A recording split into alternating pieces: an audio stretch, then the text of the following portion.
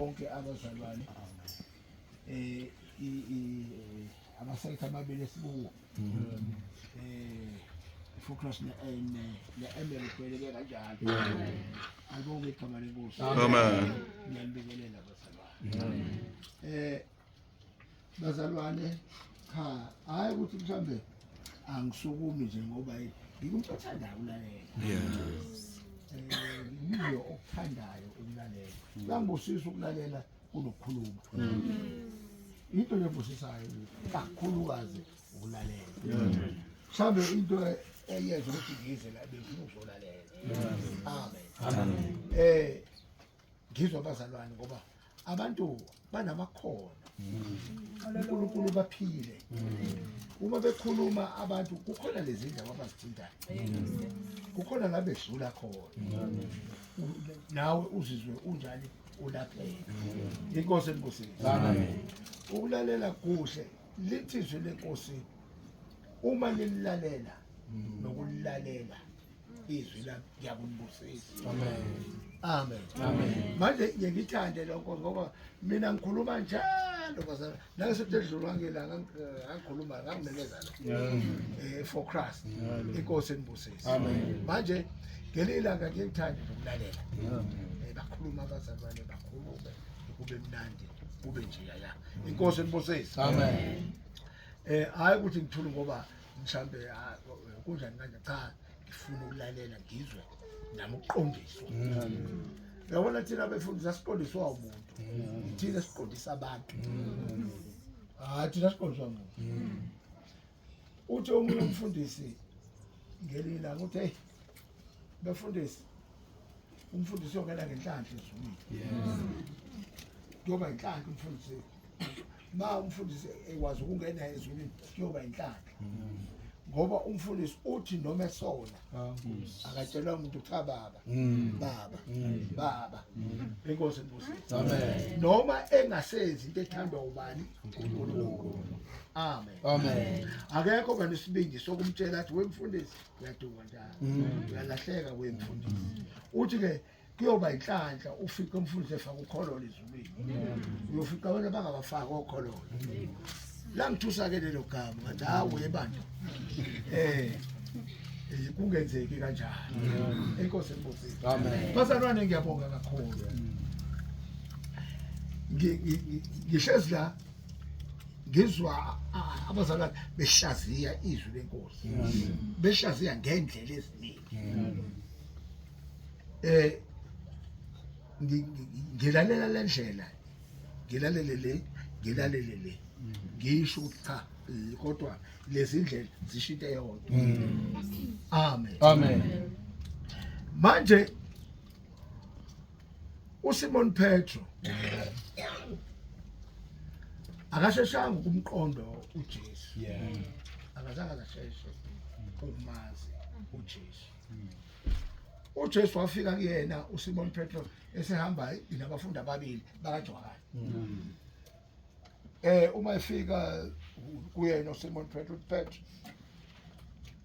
wenzani la? Alibonke igama lenkosi. Amen. Uthi Petro ngifuna ungilandele. Kwake kwaba khona ukugabaza uSimon Petro ukulandela uJesu. Wafuna ukujika kuqala. Ayovalelisa. Alibonke igama lenkosi. Amen. Ngoba yayingekho lento eyayikhona phakathi kwakhe okwafanele imxhubanise nobani noKristu. Kodwa uPetro sebuka lamadoda amabili. Ahamba nawo uJesu. Elithi iBhayibheli abafundi bokuqala. Amen. Amen. Ubuka bona uthi uma ngingamlandeli lamadoda alandelana yindlela eyibonayo. Malibonke igama lenkosi. Amen. Wathatha isinqumo uPetro. Amen. Amen. Sokuthi amlandele kodwa enako lokho ukufuna ukuyosha emuva kuqala ukuthi useyahamba manje uselandela abani uKristu. Inkosi enibusisa. Manje ukukholwa bazalwane akufuni ungabazi ukuyeka izinto uNkulunkulu akazifuni. Yabona izinto esingazenzi asizenzi thina asiziyeki ngoba sithanda siziyeka ngoba uNkulunkulu ethi asiyeke ngoba uma uzithandela wena ukuyeka leyo ngelinye ilanga uyobuyela kuyona bokubona abantu nje ubuyela kuyona kodwa uma uyeka into ngenxa yokuba uNkulunkulu ethe angidingi lento ngeke ubuyele kuyona athi uPaul konke okuyinzuzo ke kakushaya indiva ngenxa kaKristu akashongo ukuthi ngikushaya indiva ngenxa yokuba ngithanda ngenxa kabani kaKristu manje kumele kube khona umuntu oma ngaphambili kwena obesabayo nomuntu okweshulayo yabona ikholo elingahlulwa linenkinga kufanele kube khona umuntu onjani omesabayo okweshulayo uthi uPaul ngenxa kaKristu ngishayile noma ngabe kuhle kumina noma ngabe kuyathandeka noma ngabe kuyinzuzo kodwa ngenxa kabani kaKristu ngikushaya ini indiva uthi uSimon Petro la ngenxa yezwi lakho ngizoqhubekela phambili ekujuleni ngenxa yezwi lakho ngamanye amazwi ubengeke azaqhubekela ekujuleni ukuba uJesu akasho ngolo bengeke sibone isicelo sokuqhubekela phi ekujuleni kolwayo uthi ngenxa yezwi lakho ngizoqhubekela ngoba sesishikile usuku bonke asibambe amen Amen. ngapha uPetro unenkinga yokuthi ngeke iziyenzeke lento ngapha kodwa ufuna ukugcinizwi amen manje kufanele ayithathe lento ayifake esikalini ayishone lento ukuthi yiphi esindayo yiphi okufanele ayilandele amen Amen. uyifake esikalini wabona wathi njengoba esethi ngenxa yezwi lakho kodwa kunalo ithemba kodwa ngenxa yezwi lakho engehlulayo ngizoqhubekela ekujuleni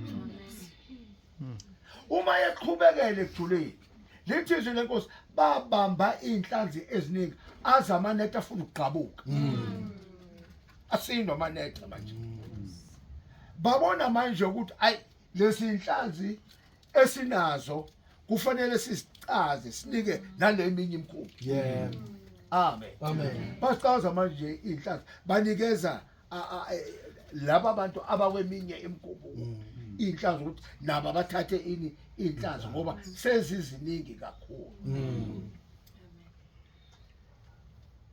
ngithanda uqapheleke uyabona uma uficwa into enhlizweni thatha leli lizwe ethi ngenxa kaNkulunkulu ngengikwenze lokho noma ngabe uyeza ukuthi nansi into ingiphe imbonda nansi into iphendula inhliziyo sekuthi ngiyenze le bese uthi ngenxa kaNkulunkulu angeke ngiyenze amen Amen.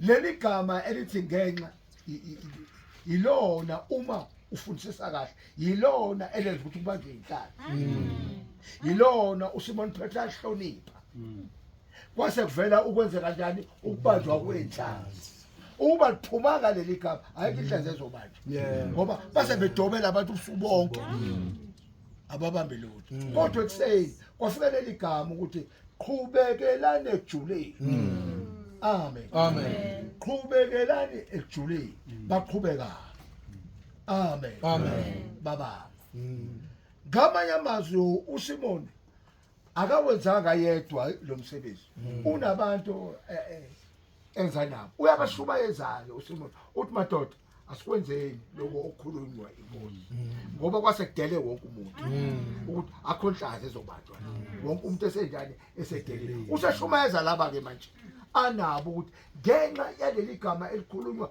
uKristu madoda asithi ukuqhubeka siye kujuleni hambe ekukholweni ngenxa kaNkulunkulu uyabona awunawo wena amandla akho awunayo into ongasimela ngayo sihamba ekholweni ngenxa kabani kaNkulunkulu bahlulekile abantu abaningi ekholweni abekade bezethemba bona beshaya isifuba abanye alibonga igama lenkosi abakwazanga ukuhamba bahlulekile namhlanje alibonke igama likaNkulunkulu kodwa sihamba ngenxa yomusa kaKristu ngenxa yokwazi ukuthi kukhona owasifelayo uyabona ukusuka esonweni akulula amen ngoba isono sakhelwe kumuntu emzimbeni wakhe ingqondo yomuntu icabanga isono ulimi ukhuluma isono imhlinzo yomuntu iyisono into ayibona ngamehlo isono amen suka kanjani kulezi zinto uthi sukani la emhlabathini lo nithi ukungena inkosi embusise Amen. ukuze usuke kuzona zonke lezi zinto engizibalayo thatha noma themba uKristu ikona okuzokwenza ukuthi ugcine usukile la ngoba omunye umuntu uyathanda ukukhona athi ngiyathanda ukukhona kodwa manje angazi ngizokholwa kanjani ngoba nasi into engehlulayo ukuze usuke kulento ngeke usuke ngamandla akho kodwa uzosuswa yizwi likaNkulunkulu fanele udonse yena bese ubona okubalulekile la ukuthi cha okubalulekile la yizwi likaNkulunkulu akona lokho engikucabangayo akona lokho engikufisayo alibonke igama likaNkulunkulu Amen. amen Amen. manje ke bazalwane sihamba kanjalo ekukholweni amen Amen. sihamba kanjalo ekukholweni sihamba ngokwesaba uKristu ongaphambi kwethu sihamba ngenxa kabani kaKristu nengane zethu sisikhulisa ngenkomo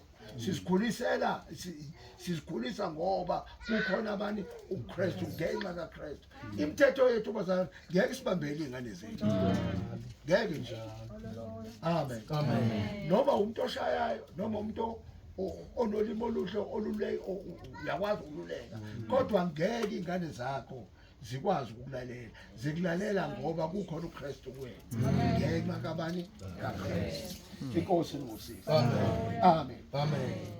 ulwandle ababedoba kulona lwaseGenesaret kwakuwulwandle owakuthi umusuka kulona uyiye olwandle olwabiza kuthiwa iBlack Sea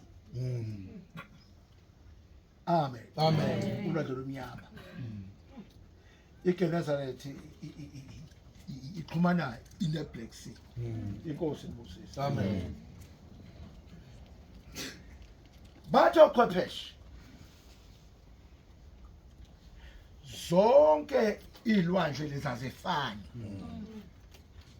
kukhona ezinye izilwandle elibize kanjalo ezingakwazi ilwane ukuphila kuzona njengene Dead Sea angeke uthole ufish kwi-Dead Sea ngoba iphefumula amanzi akhona ingakho kuthiwa i-Dead Sea ulwandle lufile ngoba aliphefumuli awukwazi ke ukuthola ini ilwandle inhlanzi iGenesaret yona noma ijoyinana nayo iBlack Sea iBlack Sea kwakuwulwandle olumnyama olwaqanjwe ikanjani lunazo zona inhlanzi kodwa ziningi ngala eGenesaret la ababedoba khona ukuqala kwabo ukudoba babevele bazi ukuthi uma sidoba la eGenesaret vele inhlanzi isiningi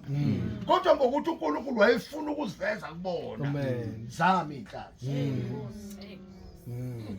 zami inhlanzi kwakufanele uNkulunkulu aziveze bambone uNkulunkulu zami inhlanzi izangabambeka number 2 babengaqala ukudoba base bedobile isikhathi eside bezibamba inhlanzi kodwa mzukwane ngofika uJesu zami inhlanzi iyona lento abaqeda ithemba ukuthi kwenzeka kanjani singazibambi inhlanzi ngoba sihlala sizibamba la inhlanzi ziningi kulolu lwandle lufana neIndian Ocean lesinayo thina la inenhlanzi eziningi uyabona ziyasuka inhlanzi kwamanye amalwandle ayibiza kanjani kwamanye amalwandle zize kwi-Indian Ocean i-Indian Ocean ifudumele ine-oxygen eningi amen so ziyakwazi inhlanzi ukuphila kwi-Indian Ocean ziningi inhlanzi neGenesaret nalo lolu lwandle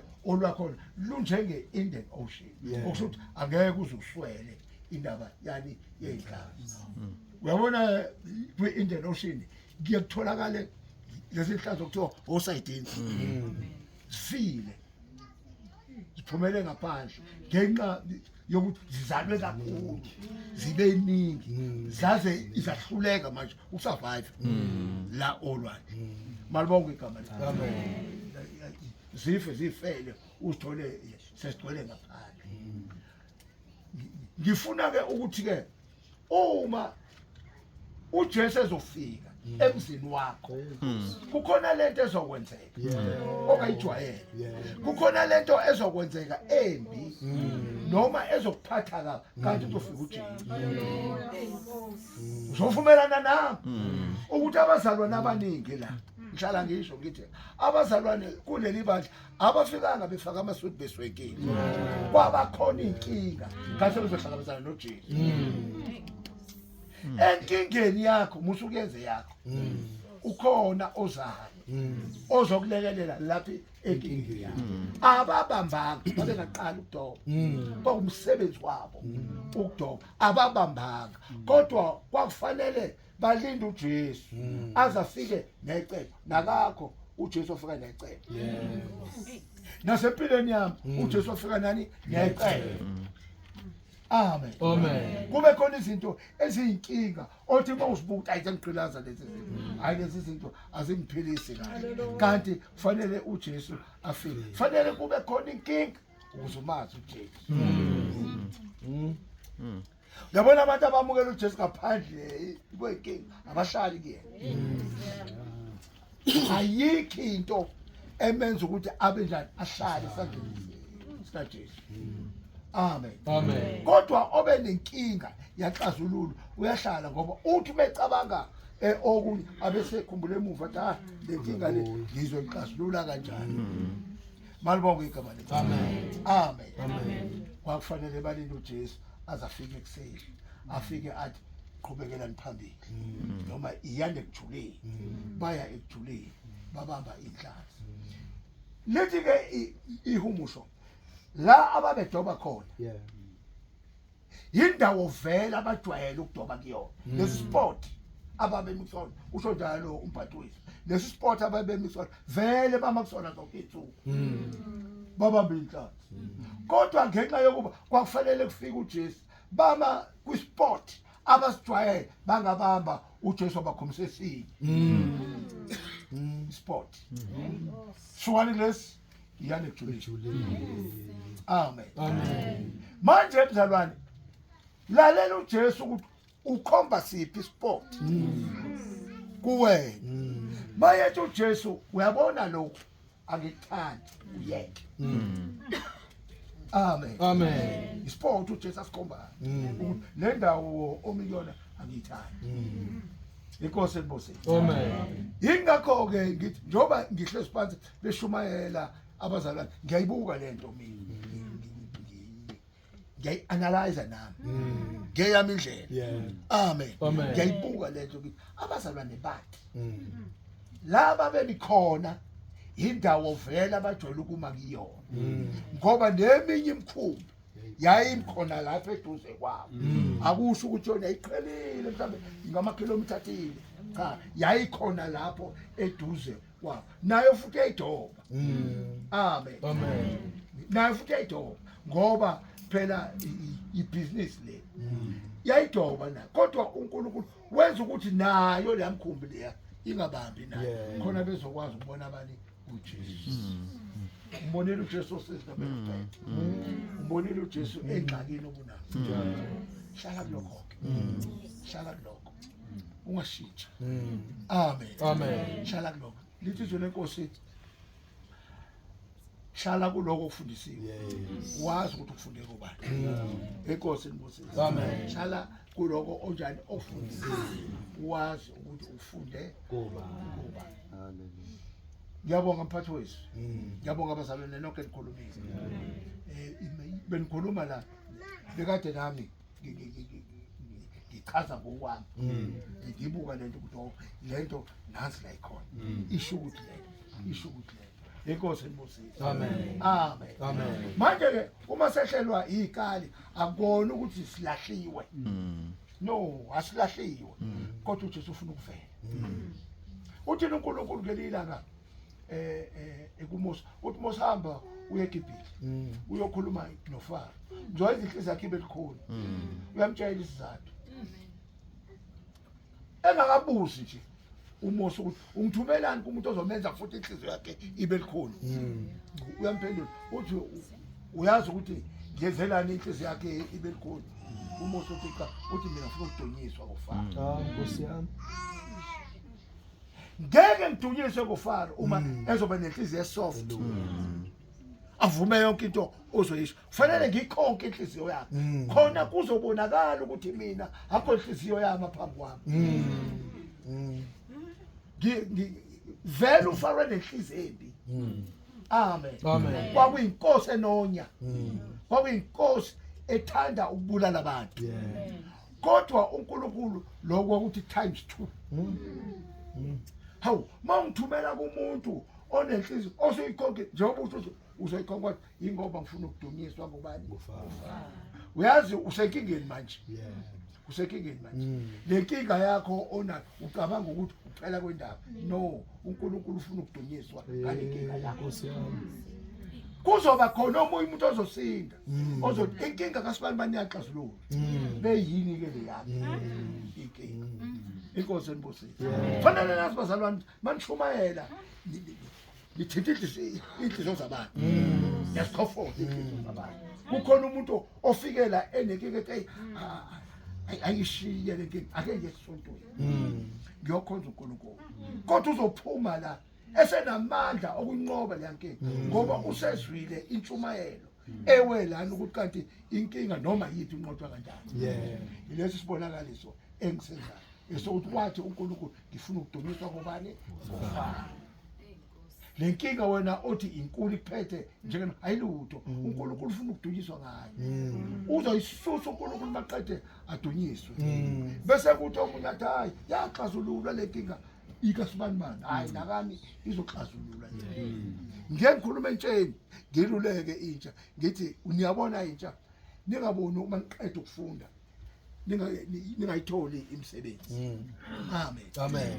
uNkulunkulu ufuna ukubona intsha la emthandayo ngempela Nkosi. lokuphela kwemsebenzi akukhona okwaSathane kodwa itest etest abantu abasha ngoba fanele uvele khona emzimeni umazi uNkulunkulu khona exakekile iyobuya imisebenzi kuba ngathi ayizange iziziphele uNkulunkulu la ufuna ukusefa imbuzi laphi Ezimvini. yes Ezimvini. ezimvini amen Amen. ufuna ukubona abantu abamthanda uNkulunkulu bengenalutho bengasebenzi ufuna ukubona abantu abaqedile ufunda abagrade kodwa bahlezi abantu emakhaya abasebenzi amen Amen. uSathane akanawo amandla lithi iBhayibheli waphucwa inkolelo yethu asikholele ukuthi kukhona uSathane akwazi ukwenza futhi ngeke ayiqede umsebenzi uSathane ayidalwanga vele uyena ngoba lithi iBhayibheli waphucwa amandla usathatha phike manje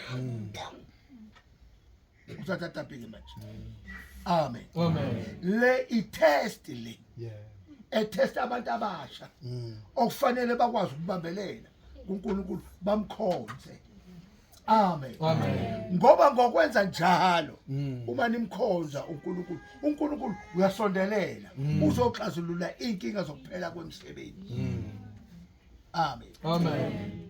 ngisho njalo ke nje ngithi libambele livangeli uma uthola umsebenzi hayi ukuthi umsebenzi ayikho khona nomnotho kuthiwa untenga nje uNkulunkulu untengisa ngamabomu ngoba ufuna ukukhombisa ukuthi uma umnotho usezandleni zabantu abangakholelwa kuyena uzotenga untengisa ngamabomu kodwa uzoqina uma thina sibiza bani uNkulunkulu inkosi enibusise Amen. ngeke ngisho njalo ke tsheni uma ngikhuluma inginikeza isilothe intsha ithi angikhulume njengize nje ngeke ngisho njalo ngithi angikholelwa futhi angisoze ngakholelwa ukuthi usathane uqeda umsebenzi uke wayidala yini.